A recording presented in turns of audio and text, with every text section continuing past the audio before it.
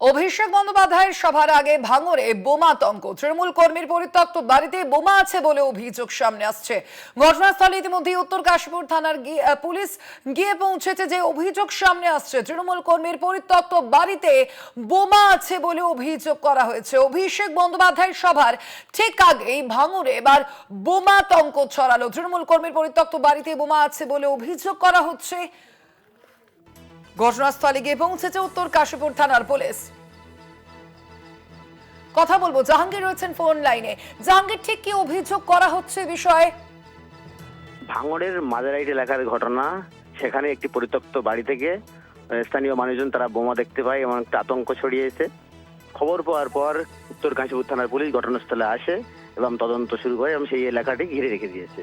তবে আইএসএফ এর পক্ষ থেকে অভিযোগ করা হচ্ছে যে বাড়ি পরিত্যক্ত বাড়িতে যেখানে বোমা দেখা গেছে সেই বাড়িটি তৃণমূলের কর্মীদের বাড়ি বা তৃণমূল পঞ্চায়েত সদস্যের আত্মীয়র বাড়ি।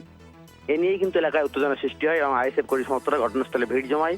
ঘটনাস্থলে উত্তর কাশীপুর থানার পুলিশ যেমন আসে ঘিরে রেখে দিয়েছে, পাশাপাশি বিশাল কেন্দ্রীয় সেন্ট্রাল ফোর্স তারা এসে এই গোটা এলাকায় ঘিরে রেখে দিয়েছে। তৃণমূলের পক্ষ থেকে অভিযোগ করা হচ্ছে, সম্পূর্ণ যে অভিযোগ অস্বীকার করা হচ্ছে যে আইএসএফ কর্মীরা তারা এই বাড়িতে বোমা রেখে তৃণমূল ন্যায় বদনাম করার চেষ্টা করছে।